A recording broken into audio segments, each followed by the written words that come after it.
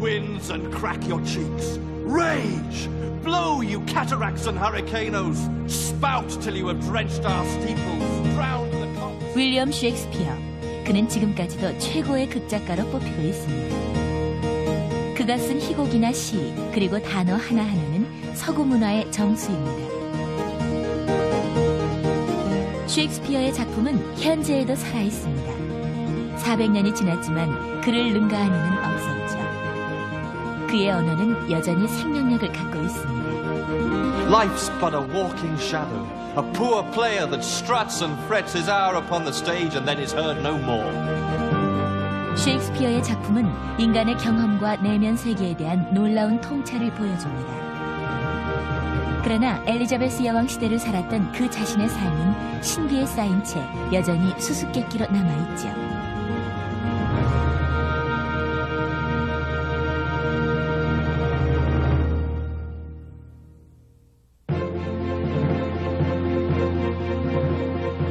윌리엄 셰익스피어가 살던 시대는 영토 확장과 전쟁, 탐험, 그리고 발견의 시대였습니다.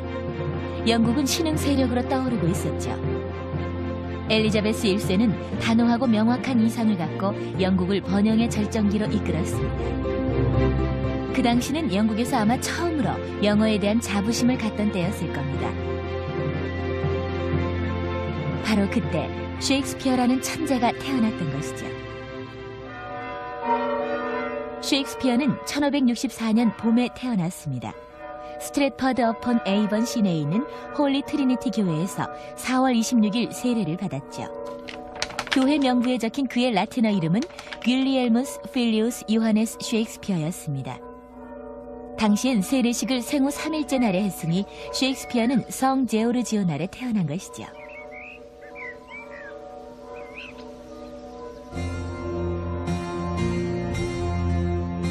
그가 태어난 해 스트랫퍼드엔 심각한 전염병이 돌았습니다. 수천 명의 사람들이 고통스러워하다 목숨을 잃었죠. 죽은 자들의 이름은 이런 16세기 기록에 남아있습니다. 교회 명부의 여백에는 이렇게 라틴어 메모가 있죠. 해석하자면 여기서 역병이 시작됐다는 뜻입니다. 사망자 수는 7월과 8월로 갈수록 더 많아져요. 9월엔 그 수가 가장 많았죠. 그해 연말이 돼서야 전염병이 사라졌어요. 셰익스피어가 살아남은 건 가히 기적이라고 볼 수 있죠. 윌리엄 셰익스피어는 존과 메리 부부의 세 번째 아이이자 장남이었습니다. 두 누나들은 어렸을 때 이미 세상을 떠났죠. 셰익스피어는 꽤 유복한 집안에서 태어났어요. 그가 처음 학교 갈 때는 아주 번창했지요. 아버지 존은 스트랫퍼드로 오기 전에는 근처에 있는 스니터필드에서 살았어요. 거기서 제법 큰 농사를 짓다가 이사를 온 뒤로 돈을 많이 벌었다고 합니다. 존 셰익스피어는 장갑과 가죽을 파는 상인이었습니다. 영리했던 존은 사채업과 모피 무역을 통해 돈을 벌어 지방의 유력 인사가 됩니다. 결국 스트랫퍼드시의 치안관까지 오르죠. 윌리엄의 어머니 메리는 활달하고 지적인 여성으로 윌무코트의 농가 출신이었습니다. 어린 윌리엄은 어머니의 영향을 많이 받아 신앙심이 아주 깊었습니다. 당시 시골 사람들은 여름에는 새벽 3시나 4시에 일어나고 겨울에는 5시에 일어났습니다. 셰익스피어도 그때 일어나서 부드러운 전과 풀을 이용해서 세수와 양치질을 했습니다. 그런 다음 아래층으로 내려가 아버지에게 아침 인사를 하며 세수를 잘했나 검사를 받았죠. 목요일에는 아버지와 함께 자게 갔습니다. 아니면 학교에 가서 몇 시간씩 수업을 받았죠. 존 셰익스피어가 시에서 차지한 지위 덕분에 윌리엄은 학교에 갈 수가 있었습니다. 당시의 사람들은 교육을 중요하게 생각했기 때문에 교육기간이 길고 아주 어려웠죠.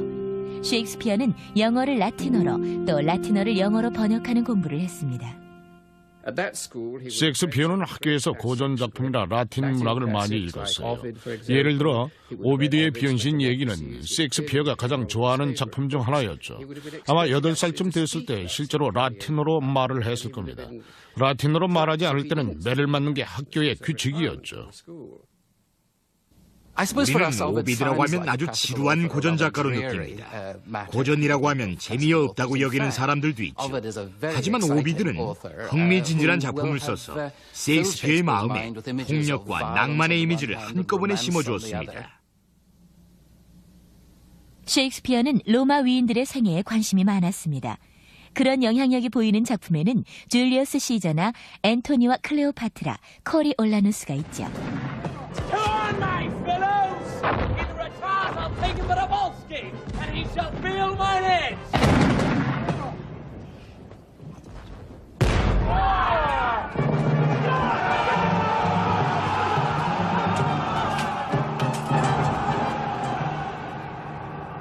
셰익스피어가 극장에 처음 흥미를 느끼게 된 건 해마다 스트래퍼드를 찾아오는 유랑극단 때문이었죠.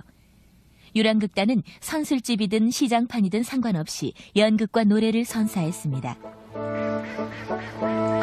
셰익스피어가 어릴 적 근처 캐닐워스 성에서 성대한 축제가 벌어졌습니다. 캐닐워스는 레스터의 백작이자 처녀 여왕 엘리자베스의 구혼자인 로버트 더들리경의 성이었죠.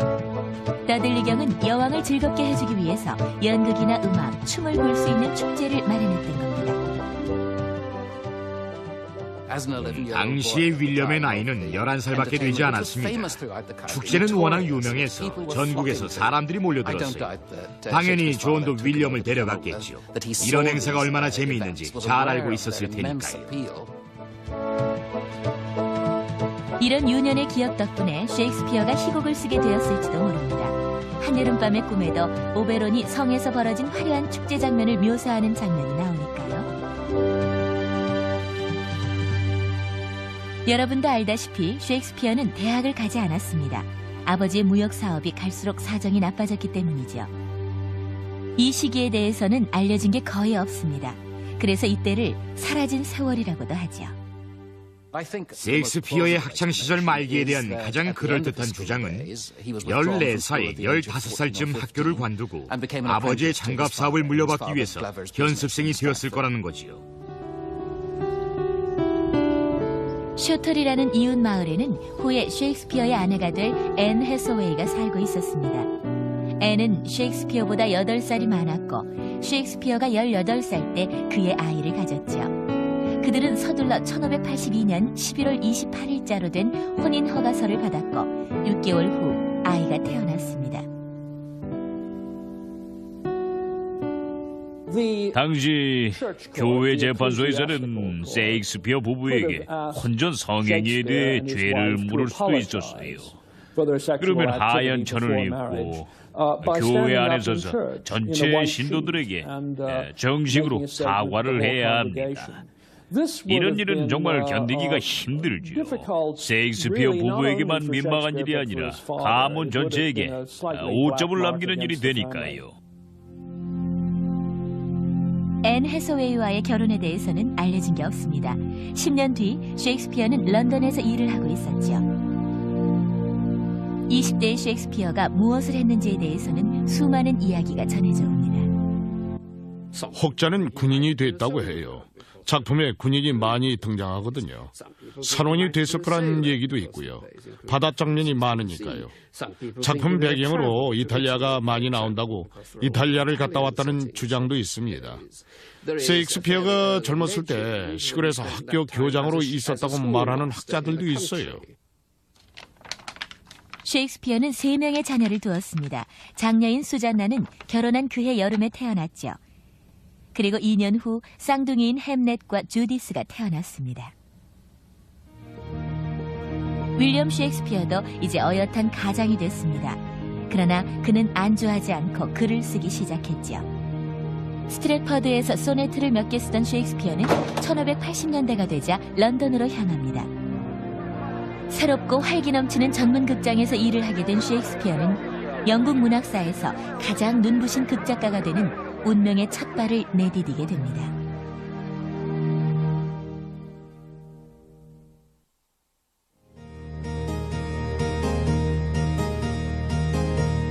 (1592년) 윌리엄 셰익스피어는 런던에서 배우이자 작가로서 두각을 나타냈습니다. 그는 새로운 극장의 배우 단체에 합류했고 첫 작품인 베로나의 두 신사와 헨리 6세를 썼죠. 그리고 엄청난 성공을 거둡니다. 기성 문학인들은 놀라운 재능을 가진 이 젊은이에 대해 반감을 가졌죠. 로버트 그린은 알코올 중독으로 몸이 안 좋았지만 여전히 활동 중이었습니다. 그가 쓴 마지막 논평은 아주 신랄했어요. 한 푼어치의 재치밖에 없는 후회막심한 작품이라는 논평에서 그는 셰익스피어와 몇몇 다른 극작가들을 벼락출세를 했다고 비난했지요. 갑자기 출세한 까마귀 한 마리가 있습니다. 다른 새의 깃털로 장식을 하고 배우의 가죽으로 호랑이 심장을 둘러싼 채 운도 맞지 않는 시를 자랑스레 떠벌리죠. 제 딴에는 만능 제주꾼처럼 생각되겠지만 그래봤자 사실은 고작 시골 출신에 지나지 않아요. 그리는 셰익스피어를 돈에 하도 쪼들리고 심술부는 작은 벌레라며 공격했습니다. 거기다 감사할 줄도 모르며 자기만 하는 소인배라며 신랄하게 비난했죠.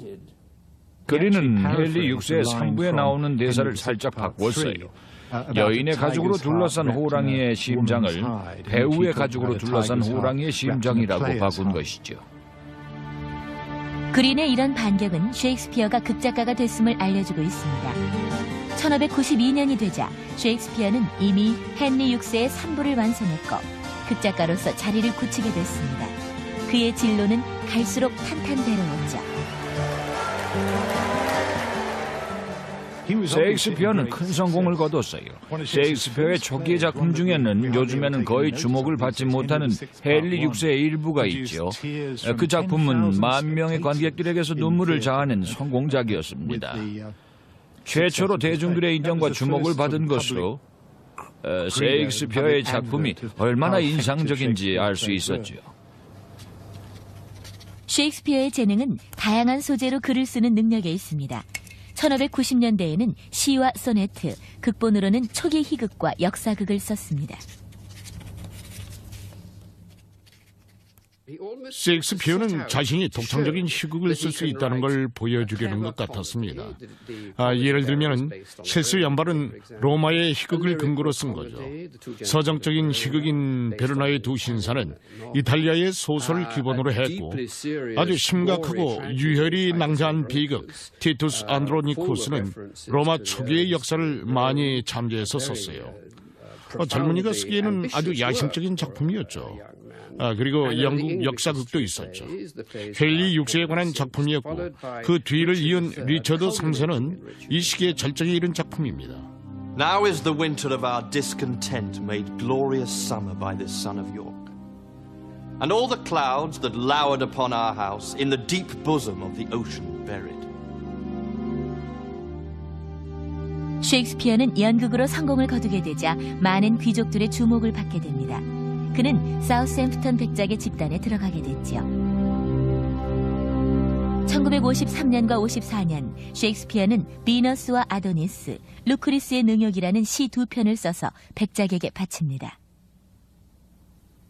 경에 대한 제 애정은 끝도 시작도 없습니다.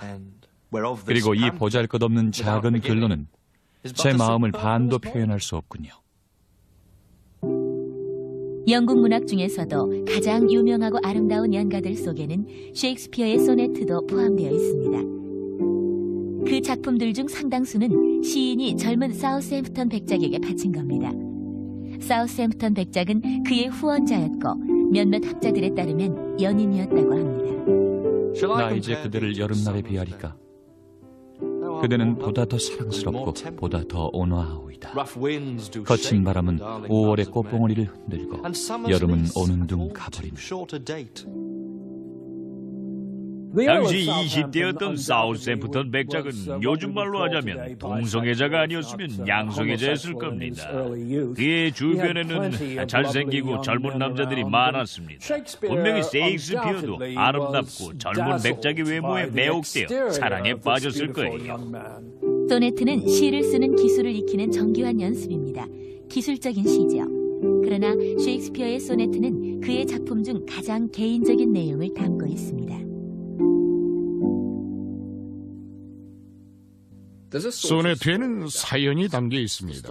백작을 향한 셰익스피어의 애정에 관한 거죠. 아마 푹 빠졌다고 해도 과언은 아닐 거예요. 자신보다 훨씬 젊은 백작을 아주 깊이 사랑했어요. 두 남자는 서로 연인 관계였을 수도 있습니다. 경쟁자도 있었는데 또 다른 시인이 백작의 사랑을 놓고 셰익스피어와 경쟁 관계였다고 합니다. 그리고 말기에 책으로 나온 소네트에서는 항상 흑발의 여인이라고 알려진 여성이 나옵니다. 내 애인의 눈은 태양과 같지 않아. 그녀의 붉은 입술보다 산호가 더 붉네. 흑발의 여인에 관한 소네트는 망상에 사로잡힌 사랑을 그려내고 있는데 시인은 그런 사랑 때문에 때때로 자신을 경멸했습니다. 감정적으로 너무 혼란스러웠던 시인은 아주 격렬하고 본질적인 불행한 감정 상태에 빠져 있었던 것 같습니다.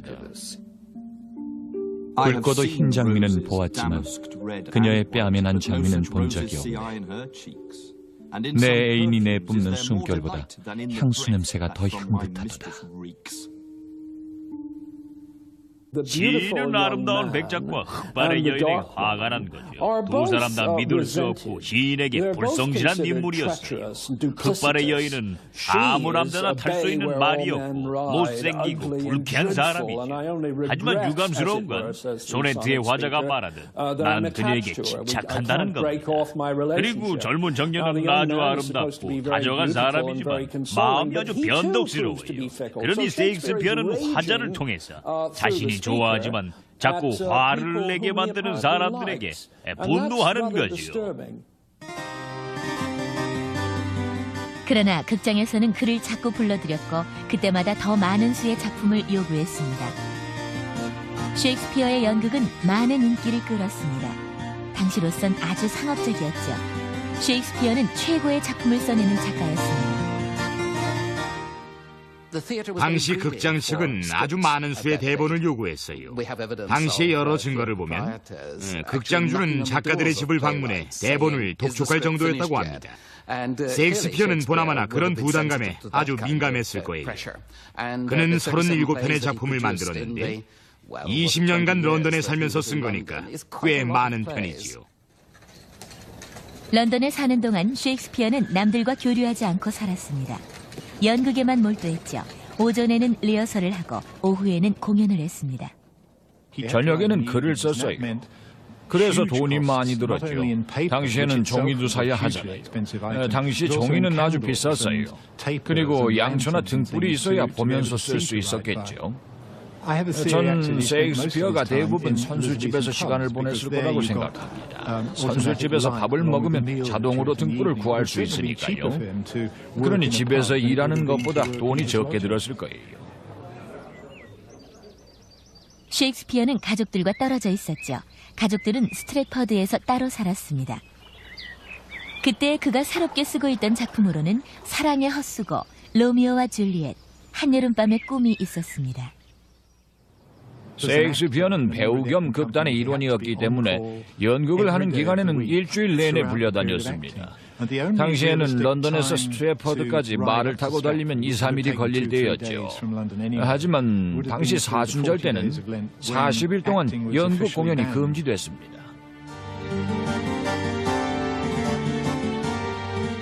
셰익스피어의 결혼 생활은 애정이 없었던 것 같습니다. 작품에서도 행복한 결혼은 별로 없죠. 시비아에 나오는 올신호 백작은 연상의 여자와는 결혼하지 말라는 충고를 합니다. Let still the woman take an elder than herself. So wears she to him. So sways she level in her husband's heart. Let thy love be younger than thyself, or thy affection cannot hold the bent. For women are as roses, whose fair flower being once displayed, doth fall that very hour.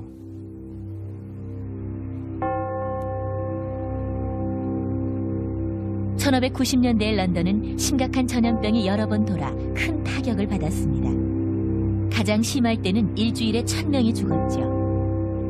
증상이 나타났다 하면 70%가 목숨을 잃었습니다. 그러니 무사한 사람들은 도시를 떠났고 극장은 문을 닫았죠. 셰익스피어는 전염병이 퍼질 때마다 활동을 멈출 수밖에 없었습니다. 왕실과 런던시에는 전염병의 위협 때문에 언제든지 필요할 때는 극장을 폐쇄하기로 결정을 내렸습니다. 무슨 말이냐면 역병은 거의 항상 도는 편이었지만 런던의 사망자 수가 일정 수준, 즉 일주일에 20-30명 정도가 될 때는 극장문을 닫을 수 있다는 거였지요. 당시 유명한 작가였던 토마스 데커는 런던을 휩쓸었던 전염병을 다음과 같이 묘사했습니다. 공포가 혈관을 흐르며 내 몸을 뻣뻣하게 얼어붙게 만들었다. 머리카락은 곤두서고 머릿속은 산소가 부족하다. 눈알은 소용돌이치는 눈물로 금방이라도 튀어나올 것 같다. 시끌벅적했던 내 조국이 아픔으로 얼마나 찢겨졌을까를 생각하니 펜에서는 쓸개집보다 더 쓰고 음침한 잉크가 창백한 얼굴의 종이 위에 눈물처럼 떨어진다.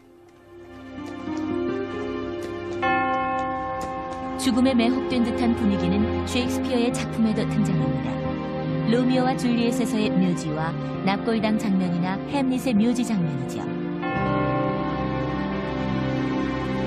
그러나 셰익스피어는 자신이 맞을 공포가 어떤 것인지 모르고 있었습니다.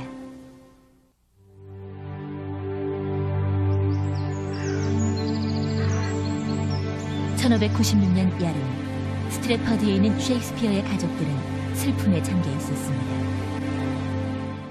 그의 8월은 셰익스피어에게 있어서는 잔인한 여름이었습니다. 그의 가족이 상상도 하지 못했던 끔찍한 일이 있었지요.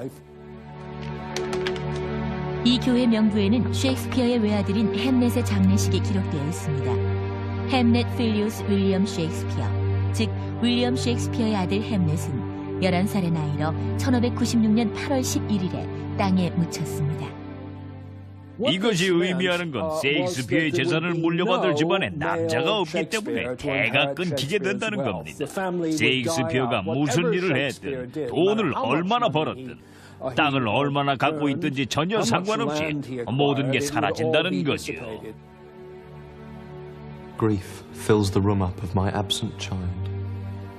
Lies in his bed, walks up and down with me, puts on his pretty looks, repeats his words, remembers me of all his gracious parts, stuffs out his vacant garments with his form. 1590년대 후반이 되자 셰익스피어는 자신의 경험을 토대로 한 듯한 더욱 깊이 있는 작품을 쓰기 시작했습니다. 셰익스피어는 아들 햄릿의 죽음에 영향을 받아서 햄릿이라는 위대한 작품을 썼습니다. 그는 햄릿을 아주 열정적으로 사랑했죠. 그 애정이 대사에서 느껴져요. 정말 멋집니다. To be or not to be, that is the question. Whether it is nobler in the mind to suffer the slings and arrows of outrageous fortune, or to take arms against a sea of troubles, and by opposing, end them.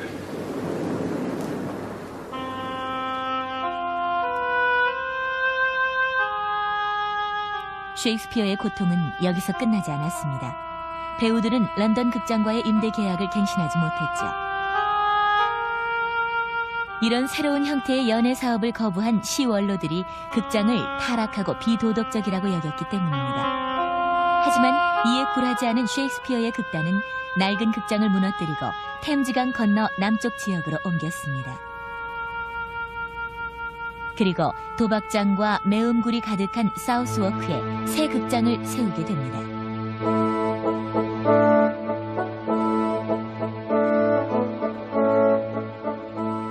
바로 새로운 글로브 극장입니다. 당시 가장 화려한 극장이었던 이곳의 공동 소유주 중에는 셰익스피어도 속해 있었죠.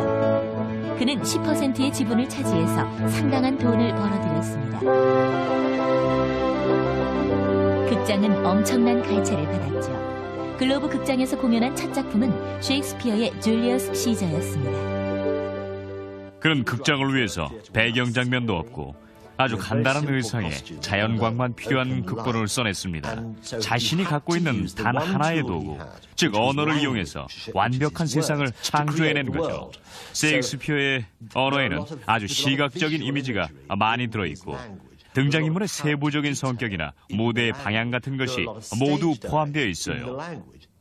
관객들은 대사에 매혹되어서 자신들이 어떤 상황에 처해 있는가를 상상했습니다. 예를 들면 햄릿의 시작도 그렇죠. 처음 6줄을 듣고 있다 보면 아주 늦은 밤에 추운 날씨가 상상이 돼요. 환한 대낮에 연극을 보는 관객들에게는 새로운 경험이죠. 셰익스피어의 공연은 관객들의 상상력을 자극했습니다. 간단한 무대에는 오로지 셰익스피어의 대사만이 울려 퍼졌죠. 당신은 여자 주인공 역할도 전부 남자 배우가 맡았습니다. 특히 유명한 여자 주인공은 아주 경험이 많은 남자 배우가 맡아 연기를 했죠. 간혹 로미오와 줄리엣에서 줄리엣의 역할 같은 경우는 아직 변성기를 거치지 않은 소년이 맡았어요. 셰익스피어가 어떤 역할을 맡았는지는 그다지 알려져 있지 않아요. 아무튼 그리 중요한 역할은 아니었죠. 그는 한 손에 뒤에서 자신이 맡았던 왕의 역을 노래한 적이 있는데 그때 맡았던 왕의 역할은 햄릿 아버지의 유령 역이었습니다. 극 전반의 사건을 선동하는 역할이었죠. I am thy father's spirit, doomed for a certain term to walk the night.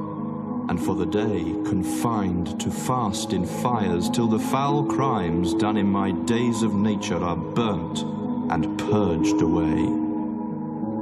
배우로서의 경험은 희곡을 쓰는데 많은 도움을 주었습니다. 그는 배우의 감수성을 일으키고 상식적인 감각도 자극을 하죠. 그리고 연기력을 이용해서 등장인물의 성격을 묘사합니다. 재미있게도 자신을 시인이라고 했어요. 셰익스피어는 자신을 소개할 때 극작가나 배우가 아닌 시인이라고 했죠. 그 점을 명심해야 합니다. 언어를 통해서 증류작용을 일으키고 응축된 경험을 언어로 표현할 수 있는 것은 시인만이 할 수 있는 일이니까요. 당대의 선풍을 일으켰던 셰익스피어의 언어는 영원한 영어로 탈바꿈했습니다. 그러나 그 주제는 다양한 곳에서 따온 겁니다. 기존의 연극에서 가져오기도 했죠.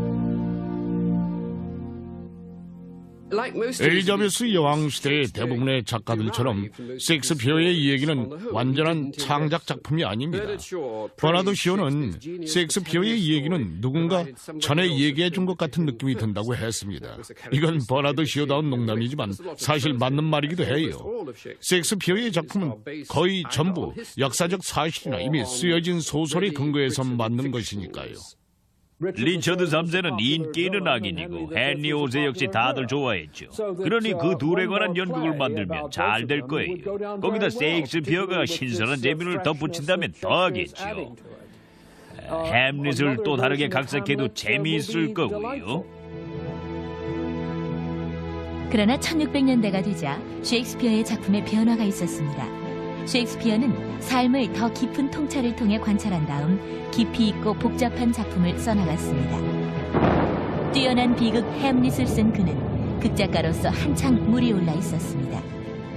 이제 역사상 가장 위대한 작품들이 나올 때가 되었죠.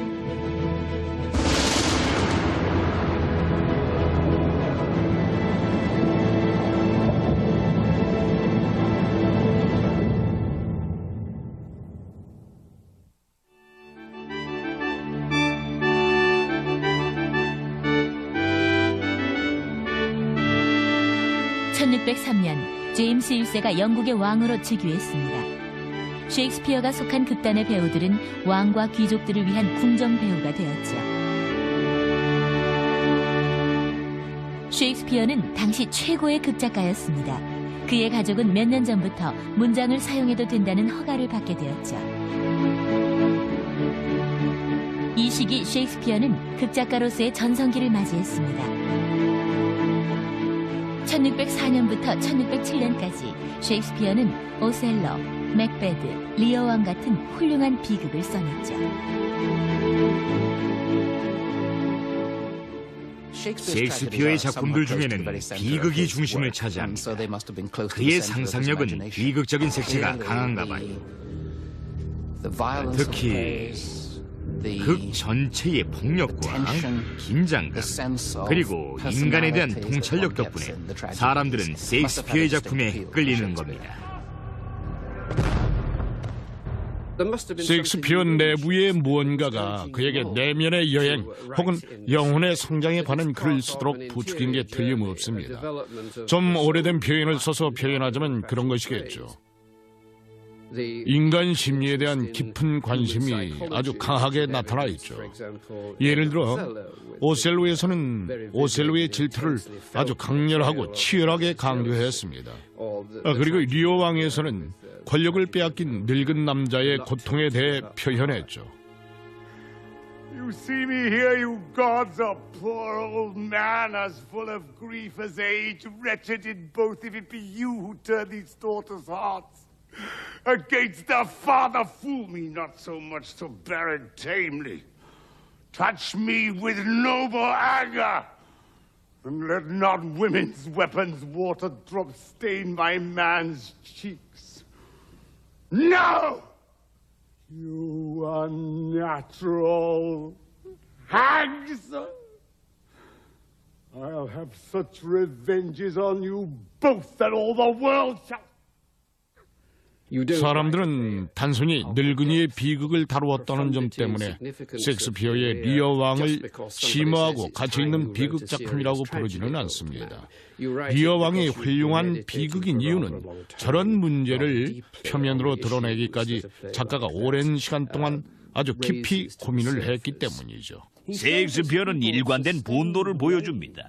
아주 특이하죠. 리어 왕이 그 예가 되겠군요. 그러나 소심한 햄릿 왕자는 어떻죠? 햄릿은 극 전체를 흘러가면서 분노를 표출합니다.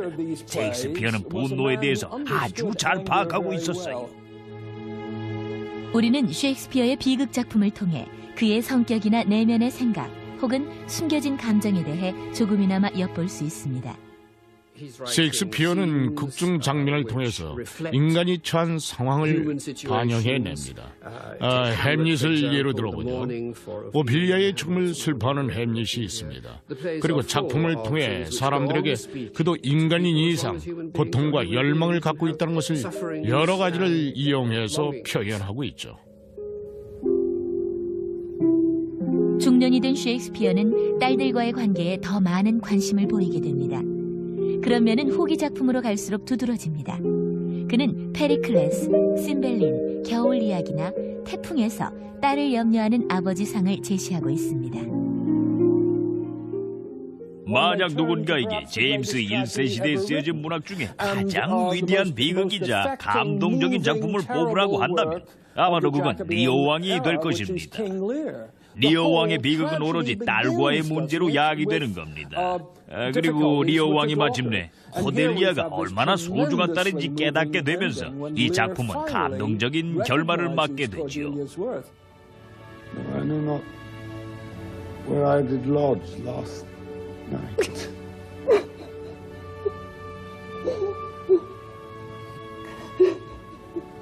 Do not laugh at me. But as I am a man, I think this lady to be my child.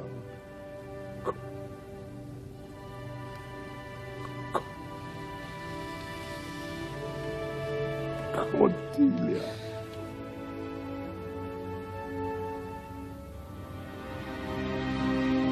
아마도 그가 마지막으로 쓴 태풍의 등장인물 프로스페로를 통해 우리는 말년의 셰익스피어를 가장 정확히 볼 수 있을 겁니다.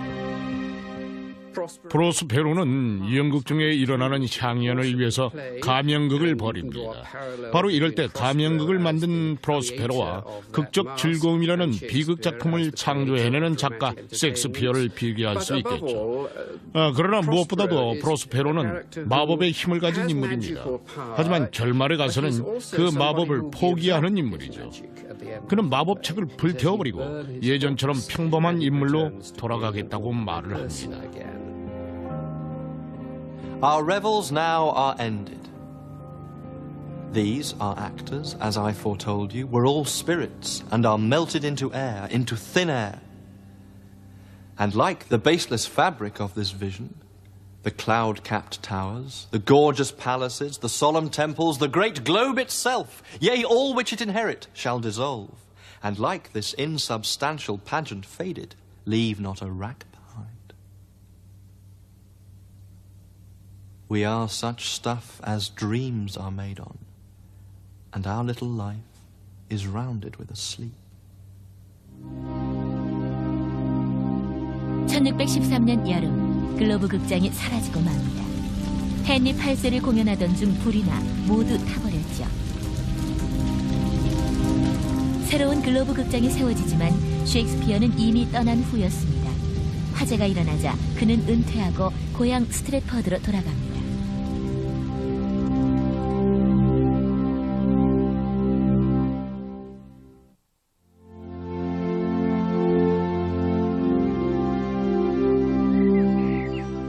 은퇴한 셰익스피어는 부유했습니다. 가문도 세우고 사업가와 지주로도 성공했죠.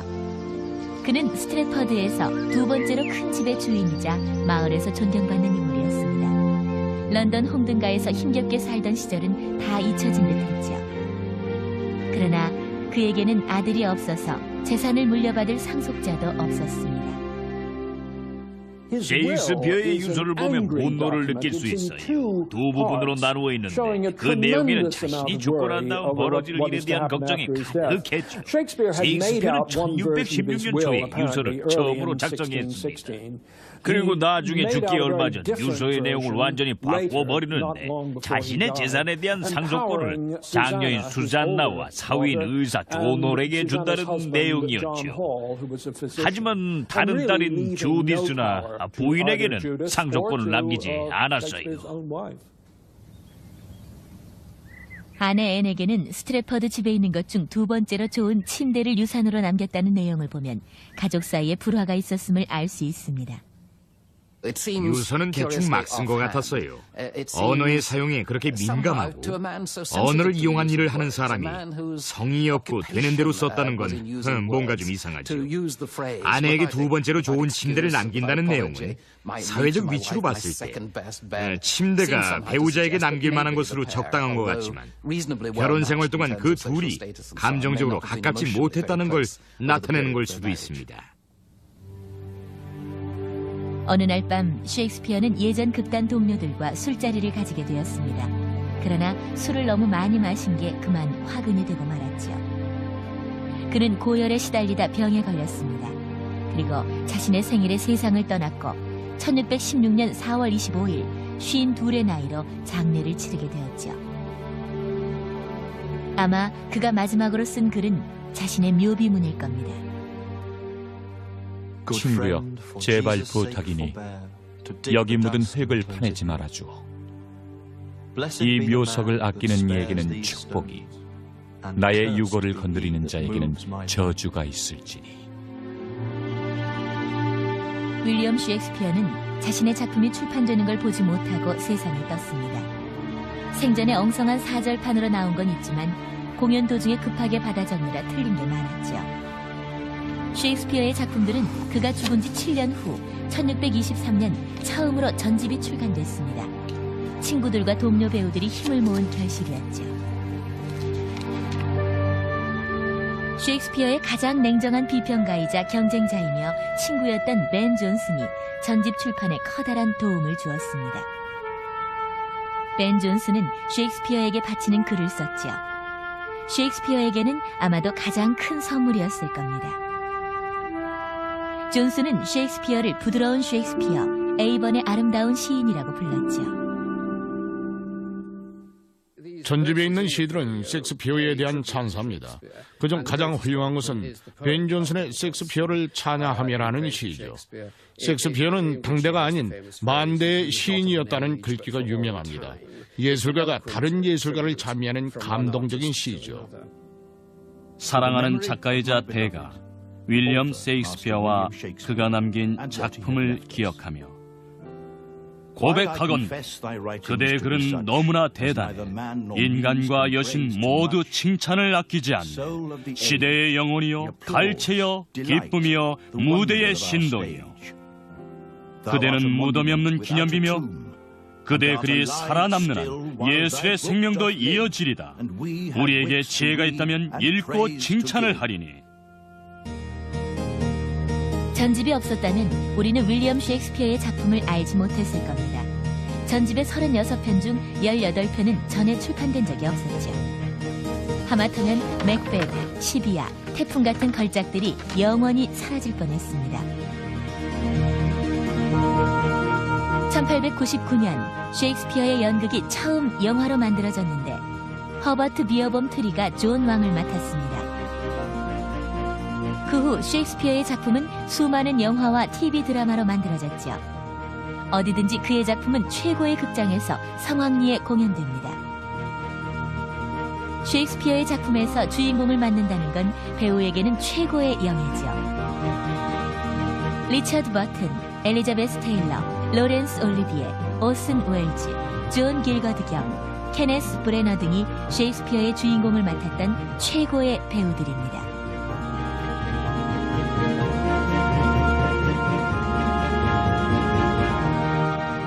400년이 흘렀지만 셰익스피어는 여전히 사람들의 인생을 바꾸는 능력을 갖고 있습니다.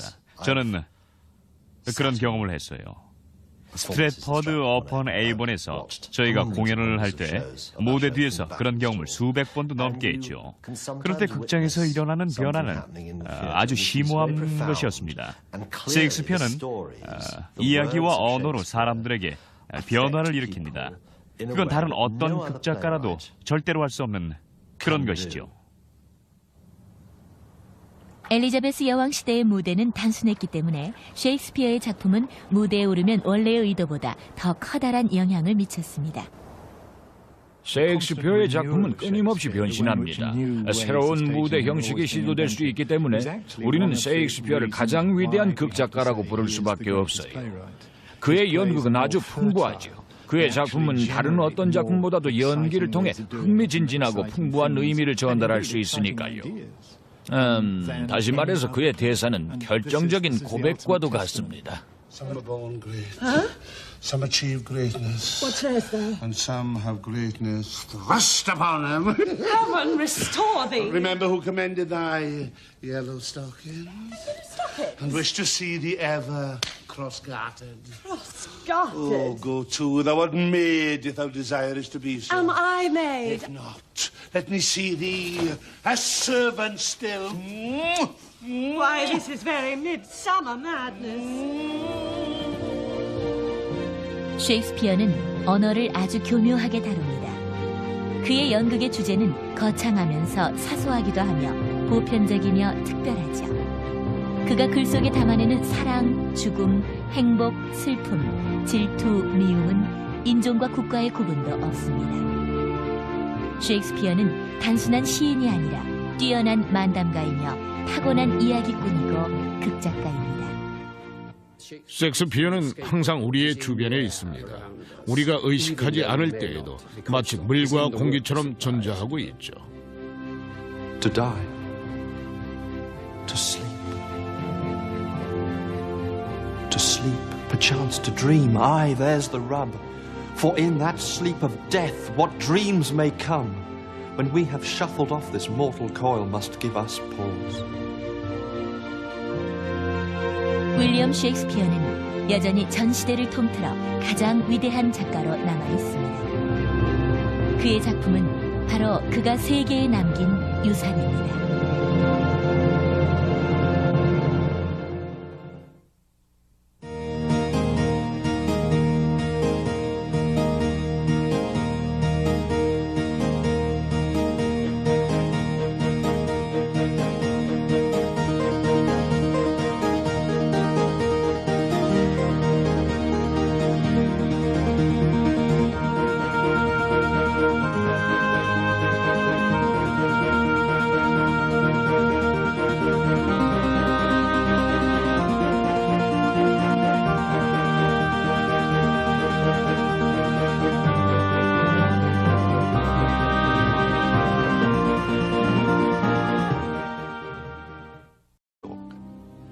and all the clouds that lowered upon our house in the deep bosom of the ocean buried.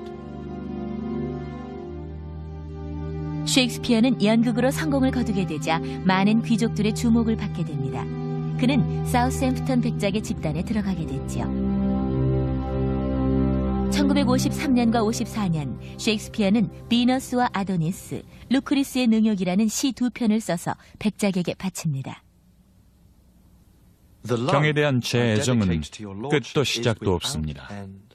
그리고 이 보잘것없는 작은 글로는 제 마음을 반도 표현할 수 없군요. 영국 문학 중에서도 가장 유명하고 아름다운 연가들 속에는 셰익스피어의 소네트도 포함되어 있습니다. 그 작품들 중 상당수는 시인이 젊은 사우스햄프턴 백작에게 바친 겁니다. 사우스햄프턴 백작은 그의 후원자였고 몇몇 학자들에 따르면 연인이었다고 합니다. 나 이제 그대를 여름날에 비하리까? 그대는 보다 더 사랑스럽고 보다 더 온화하오이다. 거친 바람은 5월의 꽃봉오리를 흔들고 여름은 오는 둥 가버린다. 당시 20대였던 사우스햄프턴 백작은 요즘 말로 하자면 동성애자가 아니었으면 양성애자였을 겁니다.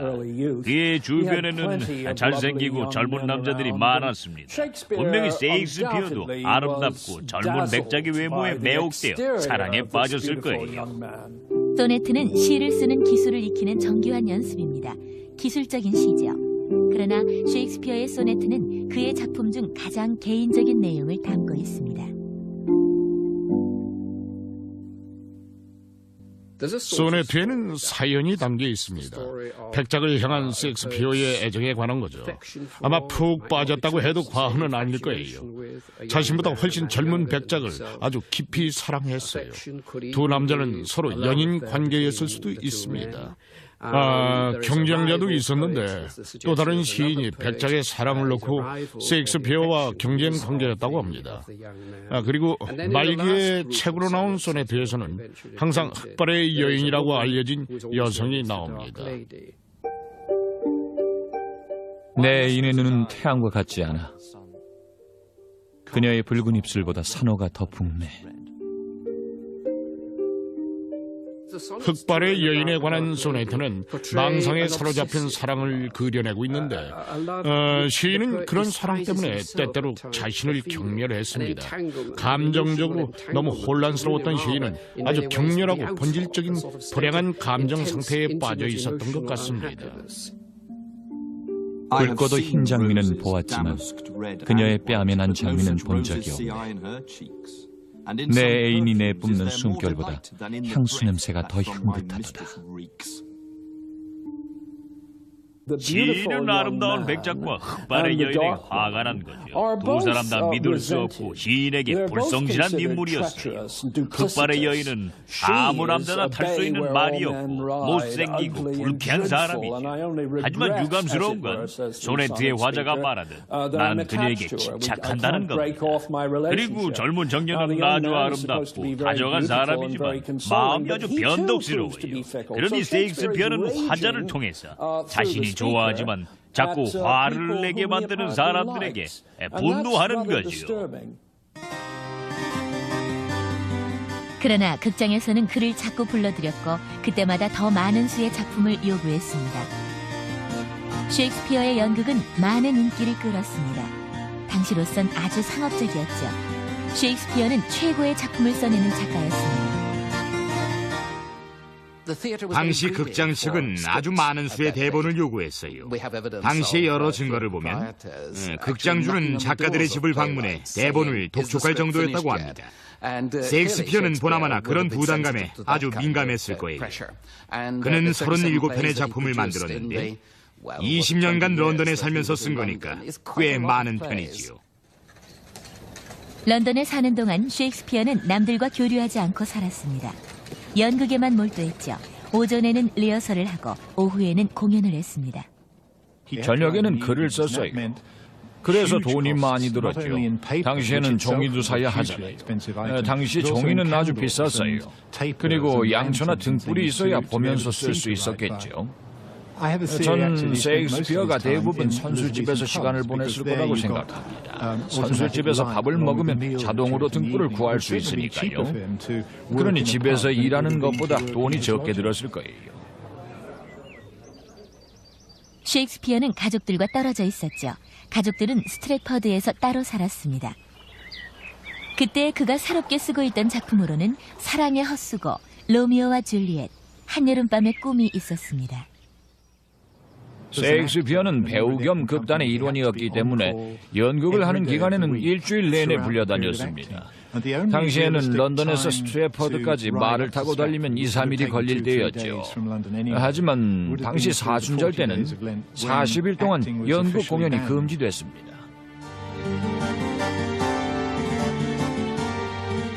셰익스피어의 결혼 생활은 애정이 없었던 것 같습니다. 작품에서도 행복한 결혼은 별로 없죠. 시비아에 나오는 올신호 백작은 연상의 여자와는 결혼하지 말라는 충고를 합니다. Let still the woman take an elder than herself. So where's she to him? So sways she level in her husband's heart. Let thy love be younger than thyself, or thy affection cannot hold the bent. For women are as roses, whose fair flower being once displayed, doth fall that very hour.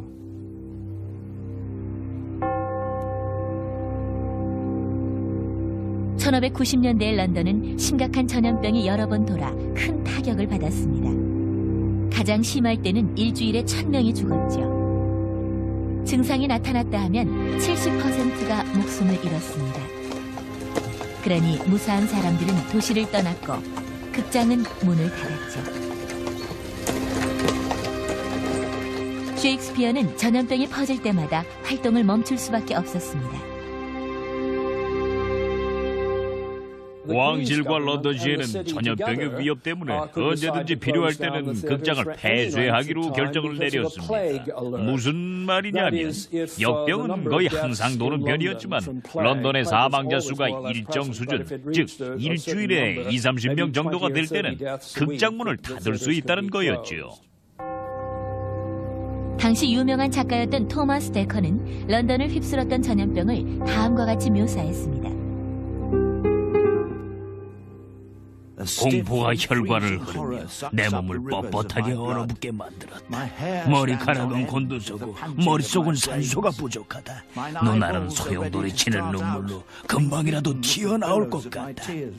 시끌벅적했던 내 조국이 아픔으로 얼마나 찢겨졌을까를 생각하니 펜에서는 쓸개집보다 더 쓰고 음침한 잉크가 창백한 얼굴의 종이 위에 눈물처럼 떨어진다. 죽음에 매혹된 듯한 분위기는 셰익스피어의 작품에도 등장합니다. 로미오와 줄리엣에서의 묘지와 납골당 장면이나 햄릿의 묘지 장면이죠. 그러나 셰익스피어는 자신이 맞을 공포가 어떤 것인지 모르고 있었습니다.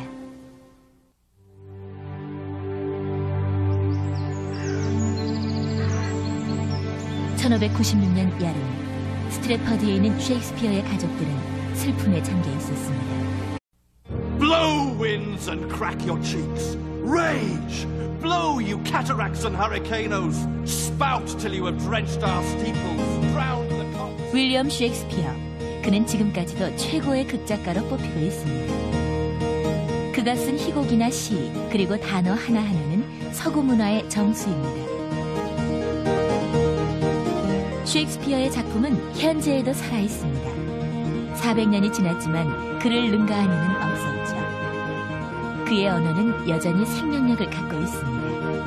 Life's but a walking shadow, a poor player that struts and frets his hour upon the stage and then is heard no more. 셰익스피어의 작품은 인간의 경험과 내면 세계에 대한 놀라운 통찰을 보여줍니다. 그러나 엘리자베스 여왕 시대를 살았던 그 자신의 삶은 신비에 쌓인 채 여전히 수수께끼로 남아있죠.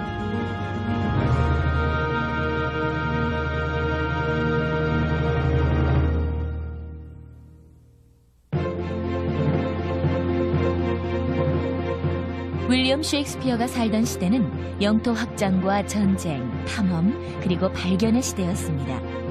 영국은 신흥 세력으로 떠오르고 있었죠. 엘리자베스 1세는 단호하고 명확한 이상을 갖고 영국을 번영의 절정기로 이끌었습니다. 그 당시는 영국에서 아마 처음으로 영어에 대한 자부심을 갖던 때였을 겁니다. 바로 그때 셰익스피어라는 천재가 태어났던 것이죠. 셰익스피어는 1564년 봄에 태어났습니다. 스트랫퍼드 어폰 에이번 시내에 있는 홀리 트리니티 교회에서 4월 26일 세례를 받았죠. 교회 명부에 적힌 그의 라틴어 이름은 윌리엘무스 필리우스 요하네스 셰익스피어였습니다. 당시엔 세례식을 생후 3일째 날에 했으니 셰익스피어는 성 제오르지오 날에 태어난 것이죠.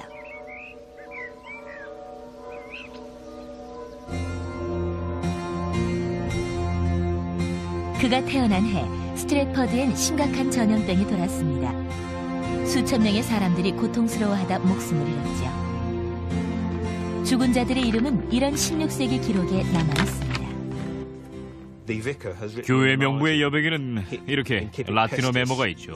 해석하자면 여기서 역병이 시작됐다는 뜻입니다. 사망자 수는 7월과 8월로 갈수록 더 많아져요. 9월엔 그 수가 가장 많았죠. 그해 연말이 돼서야 전염병이 사라졌어요. 셰익스피어가 살아남은 건 가히 기적이라고 볼 수 있죠. 윌리엄 셰익스피어는 존과 메리 부부의 세 번째 아이이자 장남이었습니다. 두 누나들은 어렸을 때 이미 세상을 떠났죠. 셰익스피어는 꽤 유복한 집안에서 태어났어요. 그가 처음 학교 갈 때는 아주 번창했지요. 아버지 존은 스트랫퍼드로 오기 전에는 근처에 있는 스니터필드에서 살았어요. 거기서 제법 큰 농사를 짓다가 이사를 온 뒤로 돈을 많이 벌었다고 합니다. 존 셰익스피어는 장갑과 가죽을 파는 상인이었습니다. 영리했던 존은 사채업과 모피 무역을 통해 돈을 벌어 지방의 유력 인사가 됩니다. 결국 스트랫퍼드시의 치안관까지 오르죠. 윌리엄의 어머니 메리는 활달하고 지적인 여성으로 윌무코트의 농가 출신이었습니다. 어린 윌리엄은 어머니의 영향을 많이 받아 신앙심이 아주 깊었습니다. 당시 시골 사람들은 여름에는 새벽 3시나 4시에 일어나고 겨울에는 5시에 일어났습니다. 셰익스피어도 그때 일어나서 부드러운 전과 풀을 이용해서 세수와 양치질을 했습니다. 그런 다음 아래층으로 내려가 아버지에게 아침 인사를 하며 세수를 잘했나 검사를 받았죠. 목요일에는 아버지와 함께 자게 갔습니다. 아니면 학교에 가서 몇 시간씩 수업을 받았죠. 선원이 됐을 거란 얘기도 있고요. 바다 장면이 많으니까요. 작품 배경으로 이탈리아가 많이 나온다고 이탈리아를 갔다 왔다는 주장도 있습니다. 셰익스피어가 젊었을 때 시골에서 학교 교장으로 있었다고 말하는 학자들도 있어요. 셰익스피어는 3명의 자녀를 두었습니다. 장녀인 수잔나는 결혼한 그해 여름에 태어났죠. 그리고 2년 후 쌍둥이인 햄넷과 주디스가 태어났습니다. 윌리엄 셰익스피어도 이제 어엿한 가장이 됐습니다. 그러나 그는 안주하지 않고 글을 쓰기 시작했죠. 스트랫퍼드에서 소네트를 몇 개 쓰던 셰익스피어는 1580년대가 되자 런던으로 향합니다. 새롭고 활기 넘치는 전문 극장에서 일을 하게 된 셰익스피어는 영국 문학사에서 가장 눈부신 극작가가 되는 운명의 첫 발을 내디디게 됩니다.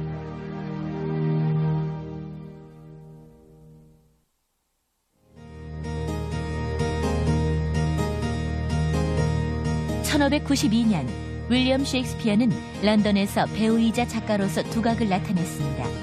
그는 새로운 극장의 배우 단체에 합류했고 첫 작품인 베로나의 두 신사와 헨리 6세를 썼죠. 그리고 엄청난 성공을 거둡니다. 기성 문학인들은 놀라운 재능을 가진 이 젊은이에 대해 반감을 가졌죠. 로버트 그린은 알코올 중독으로 몸이 안 좋았지만 여전히 활동 중이었습니다. 그가 쓴 마지막 논평은 아주 신랄했어요. 한 푼어치의 재치밖에 없는 후회막심한 작품이라는 논평에서 그는 셰익스피어와 몇몇 다른 극작가들로 벼락출세를 했다고 비난했지요. 갑자기 출세한 까마귀 한 마리가 있습니다. 다른 새의 깃털로 장식을 하고 배우의 가죽으로 호랑이 심장을 둘러싼 채 운도 맞지 않는 시를 자랑스레 떠벌리죠. 제 딴에는 만능 제주꾼처럼 생각되겠지만 그래봤자 사실은 고작 시골 출신에 지나지 않아요. 그리는 셰익스피어를 돈에 하도 쪼들리고 심술부는 작은 벌레라며 공격했습니다. 거기다 감사할 줄도 모르며 자기만 하는 소인배라며 신랄하게 비난했죠. 그리는 헨리 6세 3부에 나오는 대사를 살짝 바꿨어요. 여인의 가죽으로 둘러싼 호랑이의 심장을 배우의 가죽으로 둘러싼 호랑이의 심장이라고 바꾼 것이죠. 그린의 이런 반격은 셰익스피어가 극작가가 됐음을 알려주고 있습니다. 1592년이 되자 셰익스피어는 이미 헨리 6세의 3부를 완성했고 극작가로서 자리를 굳히게 됐습니다. 그의 진로는 갈수록 탄탄대로였죠. 셰익스피어는 큰 성공을 거뒀어요. 셰익스피어의 초기 작품 중에는 요즘에는 거의 주목을 받지 못하는 헨리 6세의 일부가 있죠. 그 작품은 만 명의 관객들에게서 눈물을 자아낸 성공작이었습니다. 최초로 대중들의 인정과 주목을 받은 것으로 셰익스피어의 작품이 얼마나 인상적인지 알 수 있었죠. 셰익스피어의 재능은 다양한 소재로 글을 쓰는 능력에 있습니다. 1590년대에는 시와 소네트, 극본으로는 초기 희극과 역사극을 썼습니다. 셰익스피어는 자신이 독창적인 희극을 쓸 수 있다는 걸 보여주려는 것 같았습니다. 예를 들면 첼스 연발은 로마의 희극을 근거로 쓴 거죠. 서정적인 희극인 베르나의 두 신사는 이탈리아의 소설을 기본으로 했고 아주 심각하고 유혈이 낭자한 비극 티투스 안드로니쿠스는 로마 초기의 역사를 많이 참조해서 썼어요. 젊은이가 쓰기에는 아주 야심적인 작품이었죠. 그리고 영국 역사극도 있었죠. 헨리 6세에 관한 작품이었고 그 뒤를 이은 리처드 3세는 이 시기에 절정에 이른 작품입니다. Now is the winter of our discontent made glorious summer by this son of yours. 셰익스피어가 시에서 차지한 지위 덕분에 윌리엄은 학교에 갈 수가 있었습니다. 당시의 사람들은 교육을 중요하게 생각했기 때문에 교육 기간이 길고 아주 어려웠죠. 셰익스피어는 영어를 라틴어로 또 라틴어를 영어로 번역하는 공부를 했습니다. 셰익스피어는 학교에서 고전 작품이나 라틴 문학을 많이 읽었어요. 예를 들어 오비드의 변신 얘기는 셰익스피어가 가장 좋아하는 작품 중 하나였죠. 아마 8살쯤 됐을 때 실제로 라틴어로 말을 했을 겁니다. 라틴어로 말하지 않을 때는 매를 맞는 게 학교의 규칙이었죠. 우리는 오비드라고 하면 아주 지루한 고전 작가로 느낍니다. 고전이라고 하면 재미없다고 여기는 사람들도 있죠. 하지만 오비드는 흥미진진한 작품을 써서 셰익스피어의 마음에 폭력과 낭만의 이미지를 한꺼번에 심어주었습니다. 셰익스피어는 로마 위인들의 생애에 관심이 많았습니다. 그런 영향력이 보이는 작품에는 줄리어스 시저나 앤토니와 클레오파트라, 코리올라누스가 있죠.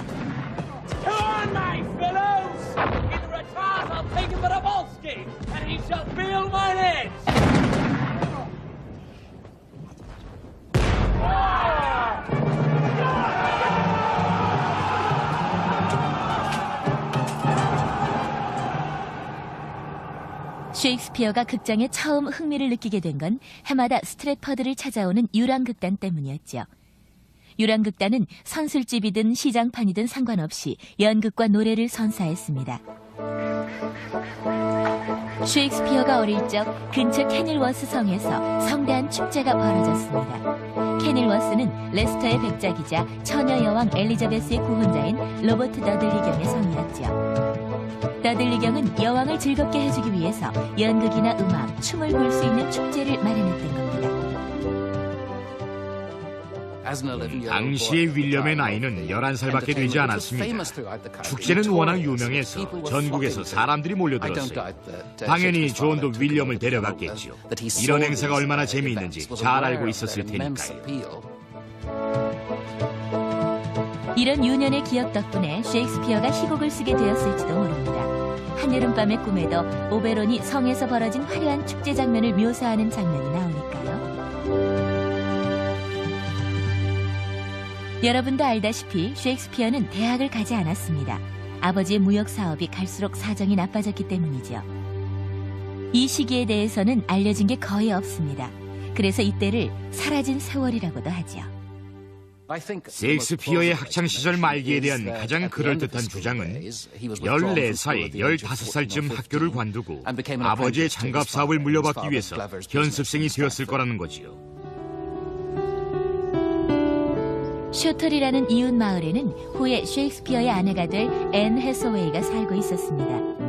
앤은 셰익스피어보다 8살이 많았고 셰익스피어가 18살 때 그의 아이를 가졌죠. 그들은 서둘러 1582년 11월 28일자로 된 혼인 허가서를 받았고 6개월 후 아이가 태어났습니다.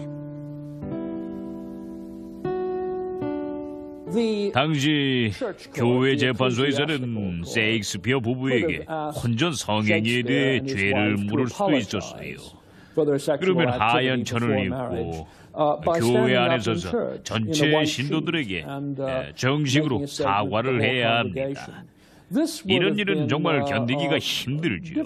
셰익스피어 부부에게만 민망한 일이 아니라 가문 전체에게 오점을 남기는 일이 되니까요. 앤 해서웨이와의 결혼에 대해서는 알려진 게 없습니다. 10년 뒤 셰익스피어는 런던에서 일을 하고 있었죠. 20대의 셰익스피어가 무엇을 했는지에 대해서는 수많은 이야기가 전해져 옵니다. 혹자는 군인이 됐다고 해요. 작품에 군인이 많이 등장하거든요.